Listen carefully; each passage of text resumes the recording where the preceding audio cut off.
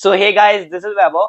और एक चीज मैं तुम्हें बताऊं तो memory is not a gift, it's a skill which you can develop. यार मैंने बहुत सारे ऐसे टॉपर्स देखे हैं इंक्लूडिंग मी, जिनकी जो मेमोरी है वो शुरुआत से इतनी अच्छी नहीं होती है, but with the course of time वो क्या करते हैं, अपनी जो मेमोराइजेशन पावर है उसको इंक्रीज कर लेते हैं by using some strategies and techniques. But मैंने देखा है कि जो ये टेक्निक्स हैं ये सबको पता नहीं होती। इस कारण काफी लोग अपने जो कन्वेंशनल मेथड्स हैं उन पे ही अटके रह जाते हैं और जो अपनी मेमोरी है उसको इंक्रीज नहीं कर पाते, जिस कारण वो इतना सारा जो सिलेबस है उसको याद नहीं रख पाते एग्जाम के टाइम तक। तो यही मेरा आज का गोल है कि मैं वो जो सारी टेक्निक्स है वो तुम्हारे सामने खोल सकूं, ताकि तुम उनको पिक करके जो अपनी मेमोराइजेशन पावर है उनको इंक्रीज कर पाओ। तो बिना टाइम वेस्ट किए मैं आगे शुरू करूंगा, लेट्स बिगिन। सो मैं तुम्हें टोटल 6 पॉइंट्स बताने वाला हूं और मैं साथ ही में उसके रिलेटेड एग्जांपल्स भी दूंगा, वो भी तुम्हारे नीड से रिलेटेड ही, ताकि तुम उसको सही से समझ पाओ और अपनी प्रैक्टिकल लाइफ में भी अप्लाई कर पाओ। ठीक है। So first point is star method. अब ये मेथड तुम्हें तब काम आएगा जब तुम पहली बार किसी टॉपिक को पढ़ रहे हो। तो स्टार को एक बार ब्रेक डाउन करके देख लेते हैं। तो एस का मतलब है सी इट, यानी कि जो तुम्हारा टॉपिक है उसको तुमने देखा, उसको तुमने पढ़ा, और उसके बाद अब क्या तुम्हें करना है, अब उसको विजुअलाइज करना है। देन टी का मतलब है ट्यून इन। इसका मतलब जो तुमने अब देखा, अब उससे थोड़ा सा ट्यून इन करना है, उस पर थोड़ा सा फोकस करना है। इस टाइम तुम्हें और कुछ भी नहीं सोचना, 2 सेकंड के लिए जो तुमने ये चीज अभी विजुअलाइज की है उसके साथ फेमिलियर हो जाओ। ठीक है। देन इसके बाद आता है ए का मतलब है एसोसिएट। अब इसमें तुम्हें क्या करना है कि तुम देखो, अगर 10 चीजें नहीं पढ़ोगे तो तुम्हें उसको दिमाग में बिठा पाना मुश्किल होगा। बट तुम क्या करोगे कि वही 10 चीजें पढ़ रहे हो, बट तुम उस 10 चीजों को, पहले की जो 10 चीजें तुम्हारी याद कर चुके हो तुम, उसके साथ तुम रिलेट करोगे तो उसको तुम्हारे लिए याद कर पाना आसान हो जाएगा। देन आर आता है रिपीटिशन। अब तुम्हें क्या करना है, स्पेस रिपीटिशन करना है। थोड़े थोड़े टाइम पे जो तुम्हारा वो टॉपिक है उसको तुम्हें वापस से रिवाइज करते रहना है। अब एग्जांपल के साथ समझाता हूँ। एनसीईआरटी एक लाइन है, DNA is a helical structure. ठीक है। अब तुमने क्या किया, सबसे पहले ये लाइन पढ़ी, अब इसको तुमने विजुअलाइज किया कि इस तरह से डीएनए हेलिक्स बना रहा है। ठीक है। देन इसके आगे एनसीईआरटी लिखती है कि each strand appears like a helical staircase and the step of ascent is represented by a pair of bases। अब तुम्हें क्या करना है कि तुमने ये लाइन पढ़ी, अब तुम ऐसा का ऐसा इसको याद करने की कोशिश करोगे, तुम्हें मुश्किल आएगी। तो तुम्हें क्या करना है, अब इसको विजुअलाइज करना है कि एक तुम्हारी सीडी है जो कि तुम्हारी ऐसे ऐसे ऐसे ऐसे गोल गोल जा रही है।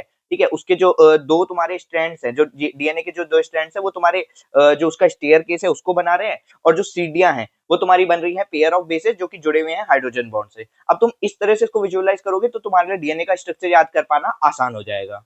ठीक है। देन एसोसिएट कैसे कर रहा है, अब उसका एक बता देता हूँ। मान लो तुमने, है ना, पहले तुमने न्यूक्लियस पढ़ रखा था और तुम्हें पता था कि न्यूक्लियस के अंदर डीएनए होता है। अब जब तुमने ये डीएनए का स्ट्रक्चर पढ़ा तब तुम्हें क्या करना है, अब तुम्हें इसको वापस से विजुअलाइज करना है कि तुम्हारा सेल है, सेल के अंदर तुम्हारा न्यूक्लियस है, न्यूक्लियस के अंदर डीएनए इस तरह से हेलिकल होके पड़ा हुआ है। तो तुम जब इसको एसोसिएट करके पढ़ोगे ना तो तुम्हें ये ज्यादा टाइम तक याद रहेगा और अच्छे से याद रहेगा। I hope you get it. Then second point is rectify mistakes. अब तुमने एक चीज पढ़ ली, उसको तुमने बार बार अच्छे से रिवाइज भी कर लिया, बट क्या होगा ना कि तुम अगर 100% चीजें याद रखने की कोशिश करोगे तो उसमें से कुछ 80-90% चीजें ही होंगी जो तुम सही से याद रख पा रहे होगे, बाकी की तुम्हें याद ही नहीं हो रही होंगी। तो तुम क्या कर सकते हो ना कि तुम जहां भी वो मिस्टेक करो, कि लाइक तुमने कोई टर्म थी उसकी डेफिनेशन गलत बोल दी, ठीक है, या फिर तुमने कोई मिस्टेक ऐसी कर दी कि जो तुम्हें लगा था कि ये कंसेप्चुअली गलत है, तो तुम क्या कर सकते हो, उसके लिए एक मिस्टेक कॉपी बना सकते हो, जिसमें तुम जो भी चैप्टर है उसका नाम लिख के उसके उसके अंदर जो भी तुमने मिस्टेक की वो कॉमन कॉमन मिस्टेक जो भी कंसेप्चुअल वाली है उनको लिख लो। ठीक है। तो इसमें तुम क्या कर सकते हो ना कि जो अपने कुछ ऐसे क्वेश्चंस होते हैं जो तुमने क्वेश्चन सॉल्व किया, तुमसे नहीं बना और बहुत ट्राई करने पे भी नहीं बना, तो उन क्वेश्चंस को भी इसमें इंक्लूड कर सकते हो, ताकि तुम्हें जब भी टाइम मिले तुम उनको सॉल्व कर सको एक ही बारी में। ठीक है। अब ये बनाना जितना इंपॉर्टेंट है उतना ही टाइम कंज्यूमिंग भी है। मुझे भी काफी टाइम लग जाता था अपना इसको मेंटेन करने में। तो इसके ना आजकल क्या है, बहुत अच्छे ऑनलाइन ऑल्टरनेटिव्स अवेलेबल हैं, जिसमें से मैं तुम्हें एक रेकमेंड करना चाहूंगा जो कि है क्विजलेट ऐप।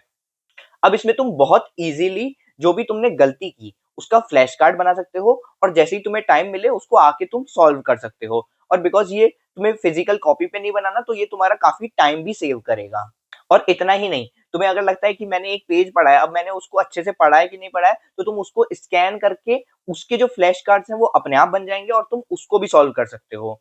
और अगर इसमें तुम्हें प्री मेड फ्लैश कार्ड देखने हैं तो तुम्हें क्या करना है, तुम्हें सर्च करना है नीट ट्यूटर, और तुम्हारे जो प्री मेड फ्लैश कार्ड्स होंगे वो तुम्हें मिल जाएंगे।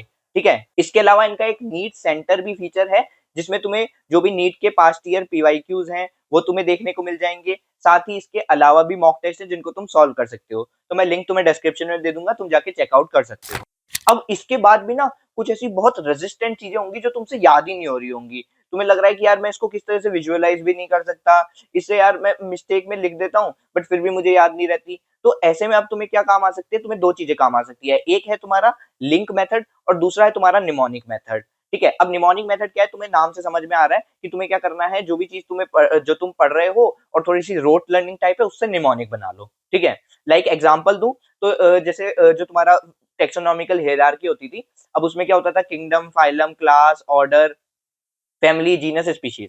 अब इस तरह से होता था। अब तुम ऐसे ही डायरेक्ट याद करने जाओगे तो तुम्हें बहुत दिक्कत होगी। तो इसके लिए मेरे टीचर ने मुझे निमोनिक बताया था कि press conference of genius students. अब ऐसे याद रखो, तो प्रेस का पी उससे आ गया फाइलम, ठीक है, कॉन्फ्रेंस का आ गया सी, तो सी से आ गया क्लास, ऑफ ओ से आ गया तुम्हारा ऑर्डर, एफ से आ गया तुम्हारा फैमिली, जीनियस से जी से आ गया तुम्हारा जीनस, और स्टूडेंट्स के एस से आ गया तुम्हारा स्पीशीज। और एक चीज तुम्हें याद रख लेनी है कि सबसे ऊपर तुम्हारा किंगडम है। तो इस तरह से तुम बहुत इजीली याद कर सकते हो, तुम्हें बस निमोनिक याद करने की जरूरत है, उसके बाद की जो चीजें हैं वो तुम आसानी से उसके थ्रू डिराइव कर पाओगे। Then link method is basically कि तुमने जो चीज पढ़ी है उससे रिलेटेड कुछ स्टोरी हो, जो ट्रू स्टोरी हो, तो तुम उसके थ्रू रिलेट करके इसको याद कर सकते हो, या फिर तुम खुद से कोई स्टोरी बना सकते हो और उससे तुम याद कर सकते हो। लाइक मैं ट्रू स्टोरी का तुम्हें एग्जांपल देता हूँ कि लाइक तुमने जो पढ़ा होगा कि डीएनए स्ट्रक्चर की जो डिस्कवरी है वो तुम्हारी फ्रांसिस एंड क्रिक ने नहीं की थी, वो असलियत में है ना एक लड़की थी, रोजालैंड फ्रैंकलिन नाम की, उसने की थी। तो उससे रिलेटेड एक स्टोरी है बहुत कि है ना उसने असलियत में ये सब निकाला, बट जो उसका एक कलीग था उसने है ना जो ये डेटा था ये है ना फ्रांसिस क्रिक को दे दिया, और उन्होंने अपनी जो भी थीसिस थी उसमें इसको पास कर दिया, और उनका नाम हो गया और उनको नोबेल प्राइज भी मिल गया। तो अब इस स्टोरी से तुम याद करके तुम आसानी से ये याद रख सकते हो कि डीएनए की जो स्ट्रक्चर था उसको किसने फाइंड किया था, किसने जो तुम्हारी जो भी थ्योरी वगैरह थी वो किसने दी थी। देन इसी के साथ रिलेट करके तुम जो डीएनए का जो स्ट्रक्चर है उसको भी याद कर सकते हो।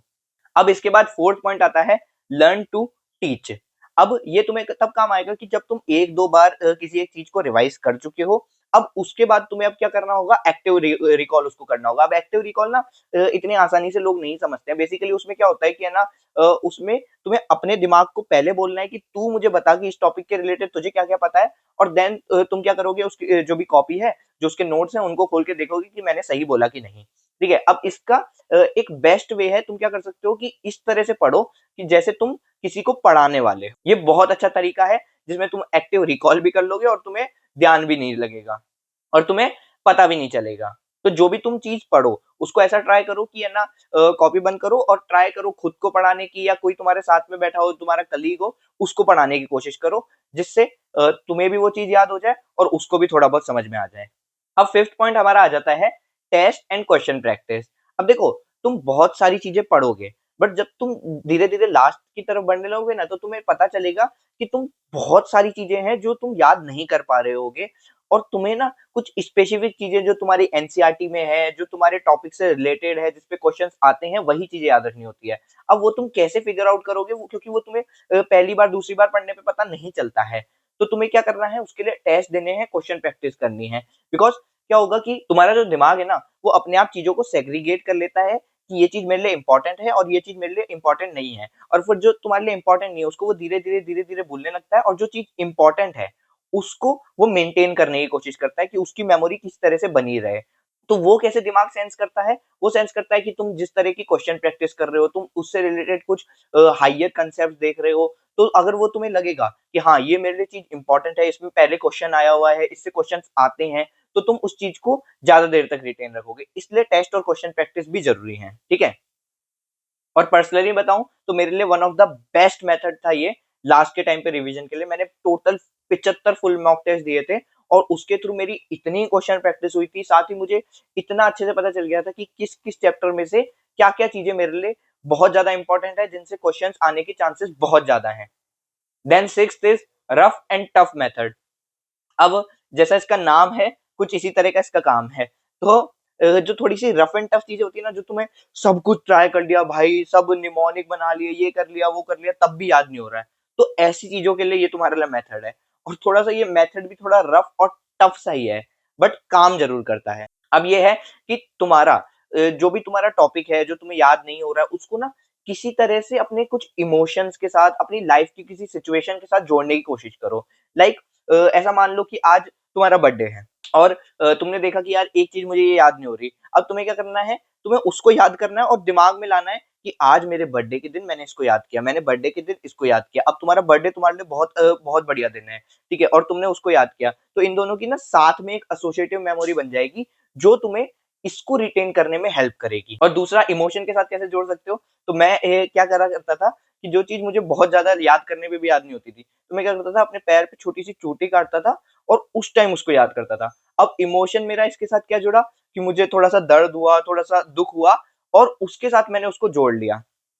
अब ऐसा नहीं है कि तुम्हें खुद को बहुत ज़्यादा हार्म करना है, बट थोड़ी-सी चोटी तुम काट सकते हो और उस टाइम उसको याद करो। तो वो चीज़ें तुम्हारे लिए याद करना आसान हो जाएगा। सो यही था आज का वीडियो। आई होप जो चीज़ें मैंने तुम्हें बताई वो तुम्हें क्लियर हो।